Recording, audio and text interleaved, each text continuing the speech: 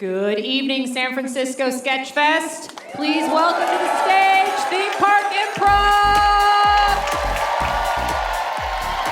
Improv! Meet Janet Varney. I'm one of the creative directors and founders of SF Sketch Fest, the San Francisco Comedy Festival, and I also am a working actress and writer in Hollywood. Janet is a comedian. Her favorite type of comedy is improv. I do a lot of improv in that I don't do any stand-up, but I do comedy. I am not a person who wants to sit in a room by myself jotting down ideas for what I think is funny or what strikes me as funny. I love the spontaneity of improv, and I love that it is a team sport. The fact that improv is a team sport and relies on others is what makes it so compelling for her. What I love about improv is that you can show up, and as long as you are playing with people that you trust, you will be in good hands and you will support other people. Improvisers depend on the people around them to create the characters and scenes that make the show successful. There's something for me very special about being on a stage with someone, and if I say something completely idiotic, a person that I'm with could potentially turn that into something genius. I love the potential for that, and I love that that lives in the space between two people. It's not just in your brain. It's also about performers letting go of the first ideas they step on stage with and constructing something new. You can't go out there assuming that someone is just going to come and show up and know where your brain is. So you have to be able to be loose and flexible with that. You may start with an idea, and in that little limited amount that you're able to reveal in your first sentence with the other person who came out with you, they may not get it. And that has to be okay. You have to be able to pivot immediately and make something new together. As an example, she points to a recent performance at the festival. There was a phenomenal scene happening with Gary Anthony Williams and Cole Stratton, and at some point it became clear that they didn't necessarily know what the next thing was going to be. And something about what Gary said, Cole said, "Hang on, let me just make a quick call." I have no idea what he intended, and I'm not sure he intended anything specific. He just knew something needed to be given to the scene. And when Cole held the phone up to his ear, my instinct was to say, 911. And it got a huge response, and it made the whole scene make sense. And suddenly there was an end to the scene. But for any of this to work, performers need to understand the people they're sharing the stage with. These are the people that I'm with. How do I get to know them? How do I get to know their work styles? And how do I manifest what I know they're capable of without it seeming like I'm demanding something, or I'm insisting, or I'm strong-arming? Although Janet is talking about improv, this isn't unique to the stage. It also happens in the workplace. In fact, Brian Lowery, a social psychologist and professor of organizational behavior at Stanford Graduate School of Business, argues our identity is shaped by our everyday interactions. The way people behave is as much about where they are as who they are. And where they are includes being around you. And if you start to see it that way, you can have a more profound effect on the way people behave. Brian is the author of the book Selfless, The Social Creation of You. Whether you're leading a team, running a company, or navigating the workplace, understanding your own ability to influence the way others think, work, and collaborate can be powerful. And that's what we're exploring today. This is If Then, a podcast from Stanford Graduate School of Business, where we examine research findings that can help us navigate the complex issues facing us in business, leadership, and society. I'm Kevin Kuhl, Senior Editor at Stanford GSB.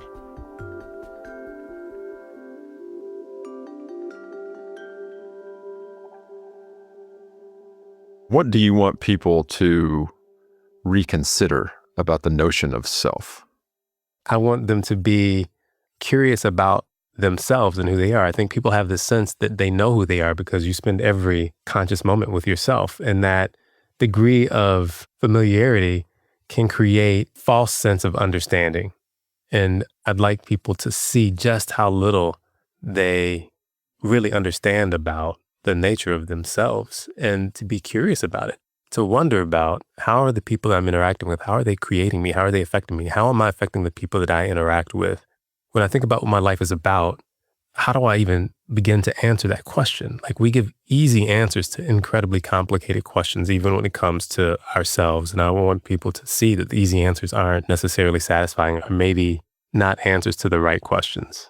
So in connecting sort of this notion of selves that are dynamic and being constantly co-created in some way, how would understanding that help someone in a leadership role? Well, the easy way to think about it is when we manage people, when we think about people, we often think of them as fully formed, closed systems that we have to push against to get them to do things, right? That we have to figure out how to manage this person, how to get them to work this way or not that way, or do this thing or not that thing. And there's another way of thinking, which is that the person is not a closed system, that they're responding to and being created by the environment they're in and you.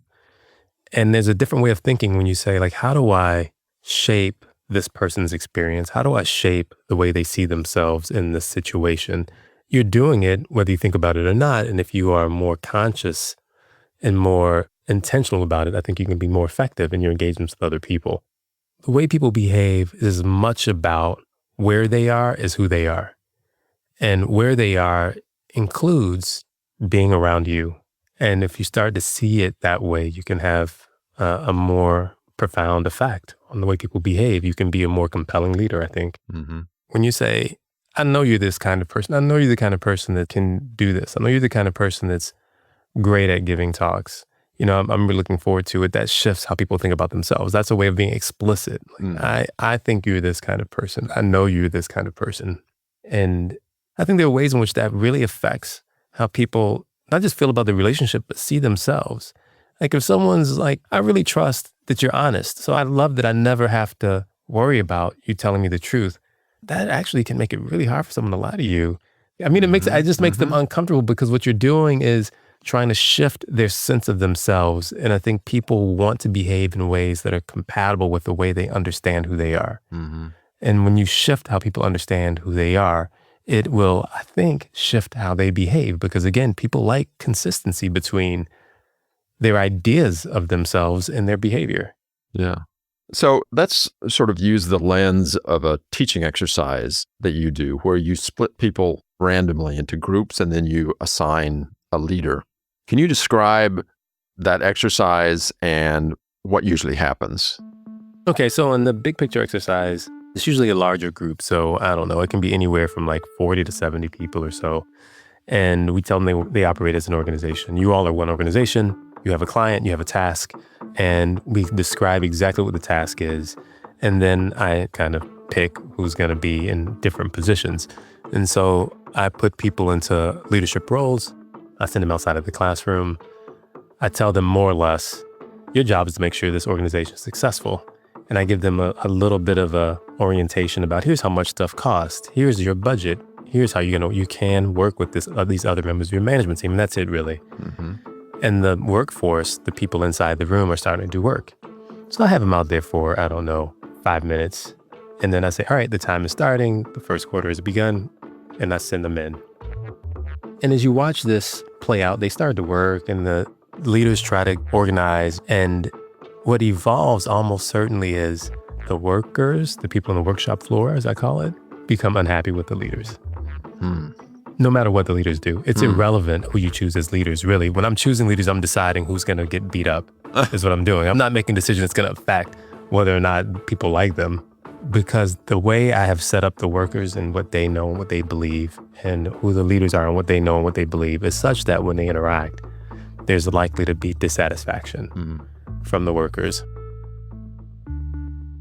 And it's interesting to tell this to people, because we tend to assume that what's driving outcomes are the internal attributes of the people engaging in the behaviors, right? The workers, are they lazy? Are they smart? Are they hardworking? Whatever. And the managers, are they really good or not? And while that's true, those things have an effect. It's also the nature of the situation that is constructed around them they're engaging in. So the workers are generally unhappy because they have a sense of uncertainty. And it turns out that I've not given the leaders the ability to actually eliminate that uncertainty. They can't resolve that. But the expectation of the workers is that the leaders should resolve this for them. And that is, in essence, I think, what is creating in that exercise, the tension. And this is just a really easy way to see that the environment situation you put people in can dictate outcomes independent of the people you choose to put in those situations. And I think that's an important thing for leaders to understand. The people who've been assigned as leaders, do they start looking at their behavior and making changes, or is that part of the exercise at some point? Oh, okay, that's a good question. So in this exercise, at the halfway point, we have a meeting. And at that meeting, I say, we're not going to solve any problems. I just want to know how you feel. What's your experience right now working in this organization? Now, what's interesting is leaders can respond usually in one of two ways. One way is upset that it's going wrong and kind of upset with the workers, right? People aren't doing what I tell them to do. People aren't listening. They're not having a good time. It's their fault. Yeah, it's like if they were better, then it would be working more smooth. If they would listen to me, if they would do what they were told, we would be okay. There's another version, which is, I'm struggling. The leaders will say some version of, I'm drowning. Like, there's too many people. There's not enough of us. We don't have enough time to like sit down and come up with a plan. It's really hard. And we're trying. And then the next half, we're going to try harder to do better. And usually when they come with that second approach, workers will start to try to help leadership. They'll change their behavior in ways that make it easier for the leadership team to like actually help make the whole team successful. And that is a strange thing, because I think many leaders feel the need to demonstrate complete control of what's going on, that they know the answers and you just do what you're told and everything will work out. And that, at least in this activity, that tends not to produce the most beneficial, for the organization, beneficial behavior from the workers. You make a reference in the book, and you credit this to the esteemed Stanford social psychologist Claude Steele, about a black man whistling Vivaldi as he's walking through a white neighborhood. At various times, I've heard colleagues talk about how exhausting it is to try and navigate themselves in a culture that has a different expectation of some kind. How does a manager address situations where people may not be able to express themselves in an organization or in a job situation without, I don't know, pretending? Is that the right word? Or code switching is generally what the language. Code switching. Yeah, code switching, some version of that. I'll go back to Claude Steele, who, he's really interested in this concept of trust. And what he basically says is like, trust is not that I trust that you fully understand me, that you fully know me in an organization. Trust is, I believe that you're invested in my success. That's what it requires. Like, even if I think that you might fall down or disappoint in some way in terms of your understanding of myself, that I might be able to overcome that or have grace around that. Like, let that go, even though there's no reason I should, just grace. If I believe that you're invested in my success, that you care about me doing well in this organization, doing well in my job, that you're going to give me the resources I need, that I trust that if something's going wrong, you're going to tell me it's going wrong, that if I do something well, that you will praise me that I've done that thing well, that I have faith that you are committed to my success. That, I think, is the trust that as I understand that he talks about as being critical. And that's different from, I have faith that you see the world, understand how it affects me and my place in it and how I'm managing all that. I don't know that that is required. And that is a lot to ask of someone. They fully understand your experience of the world if you inhabit a different social category than they do. Like, that doesn't mean people can't be sympathetic or people shouldn't try to understand.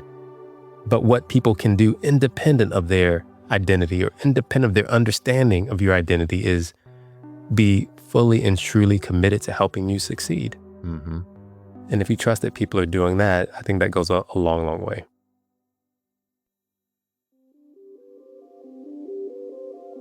So let's pivot just a bit. I want to ask you about something that is so pervasive in American society right now, and to some degree in other cultures as well, and that's polarization, tribalism, identifying a camp and being part of that group.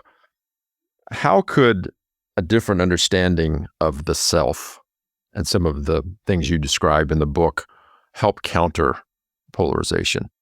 So if people are listening to this and they know me, They will know that I am not by nature an optimist. So anybody who spends a little time with me will know my predilections do not lean towards optimism. Let's say it that way. I think our ability to connect with other people is a beautiful thing, and there are significant negative downsides to what is an essential feature of being human. I need to know who's with me, who can I trust, who's going to take care of me, who loves me, right? Who can I depend on? Those things, when you say it that way, those are wonderful things. But there's also like, who can I trust? Who's not me? Who's not with us? Yeah. That is the other side of that. I don't know that as humans exist currently in our current state, and I don't mean this in a small historical way, I mean this in a broad evolutionary way, what it means to be human as we currently exist, I'm pretty sure we will not eliminate the separation of people into us, them. You know, in my, I don't know, let's call it 30 years of study of human psychology, what I know, what I believe, given the literature I've read, is that it's highly unlikely we're going to eliminate that. Not even sure, if I haven't thought of it, not even sure that if you could, you'd want to. And so really, I think the question becomes, how do we attenuate the negative consequences of that basic feature of humanity, as opposed to how do we eliminate it? I just think that's the wrong question. And there, I think, and this is now me personally, I think less in terms of polarization and more in terms of power. So these things become problematic, I think. And, you know, you can certainly disagree with this point. I'm just going to, for now, say when there are big power asymmetries, it can be problematic. If there's a sense of fear associated with that asymmetry, I think the worst scenario is when the group that is powerful has what is probably an irrational fear of the group that is not powerful. To me, there's nothing more frightening than a strong person that feels victimized. Because they will behave in what they think is a defensive way that can cause incredible damage. Well, trust and grace seem like they could apply in this situation too. I'm thinking about there's an ideological spectrum, but let's just say Democrats and Republicans for shorthand for this conversation. They attribute certain characteristics to someone. They are somehow creating that thing that they are assuming that person is. You know, what's interesting is I think people stereotype groups and then will often make exceptions for individuals without in any way changing their views. Right. We do this routinely, like in the literature, it's called subtyping. Like there's a type, right? There's a stereotype, but then there's like, you have all these subtypes of that group. There's like the MAGA Republicans, and then there's like the country club Republicans. There's the reasonable Republicans who are just, they're just the, you know, the fiscally responsible ones, but not the social ones. Like there's all these ways in which we see variation in the group, but we have this broad stereotype of the group. How do we manage the variation that we see? Well, we say there are different kinds, but there's still subtypes. And then I'll say something else about why this can be positive depending on your political bent, but you can make an argument that we have more responsibility for people close to us than people distant from us. When I say close, I'll just use physical proximity for a second. There's an argument to be made. I should care more in this moment about what happens to you than the equivalent you 3,000 miles from here. There's something about that just, as a thought experiment, feels right. There's also this kind of social, not physical, but social proximity. There's arguments to be made that I should care more about people who have cared for me and supported me and allowed me to be successful than I should care about people who are even physically proximate who have not shown that kind of care for me. Like I owe them something. That intuition, and you could argue, both supports the idea of us, them, but also maybe springs from the same place. Like it's hard to get outside of, this is a basic feature of humanity. There are aspects of it that I think most people would think of as incredibly positive. Like I care for my family more than I care for strangers. Most people would not challenge the morality of that.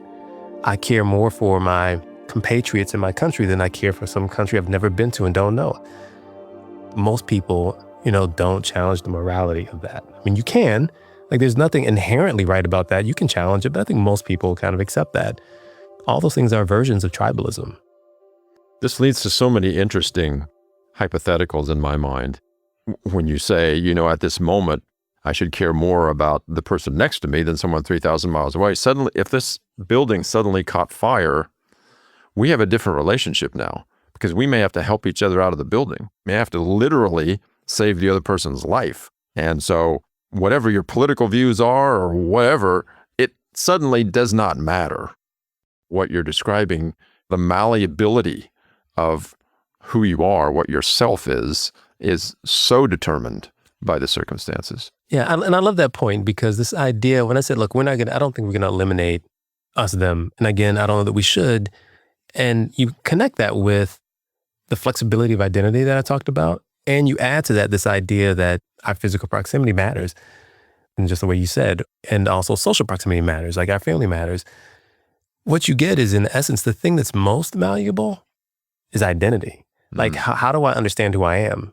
I don't think you'll eliminate this idea of us, them, but who is us and who is them, that almost certainly will change. The idea that that is stable is a mistake. That us, them, be it race or political party, like who constitutes who is us in terms of race, that can change. Mm-hmm. What does it mean to be Republican Democrat? That has changed. Like in this country, within a few generations.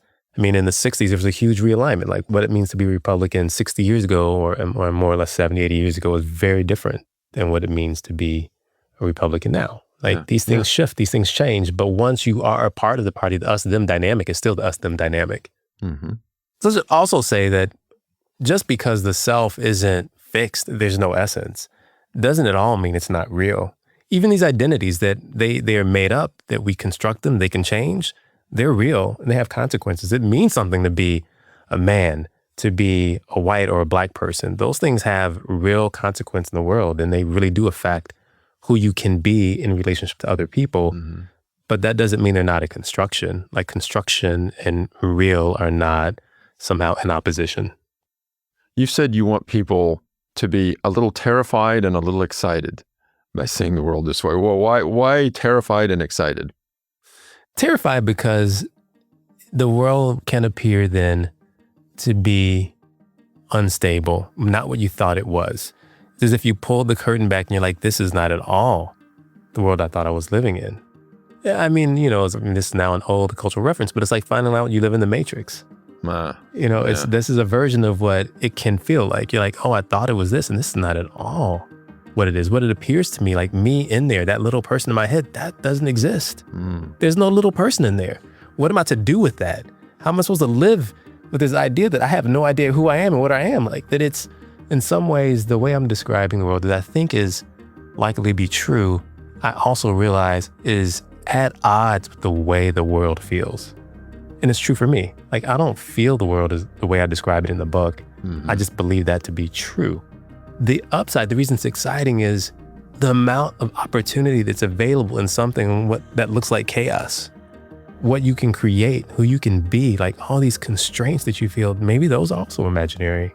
Maybe those are also wrong. That you're not stuck being who you perceive yourself to be now. Why? Yeah. There's something that's exciting about that you get to be in communion with other people in this way that is not just bumping into another island, but is engaging with them in the deep way that allows for exchange and connection that I think we don't truly embrace often. Like there's something exciting about that. Yeah. I mean, the world opens to you, I think, if you believe this, but that is also what's terrifying about it. What's exciting is what's terrifying. Yeah. It almost sounds psychedelic. Like you mentioned the Matrix, physical laws kind of don't work anymore. Everything is sort of up for grabs. Would you describe it that way? I mean, is it that kind of depth of reconsideration? I'll say this, and I'll leave you with this. I hope we all get to go on a long, strange trip.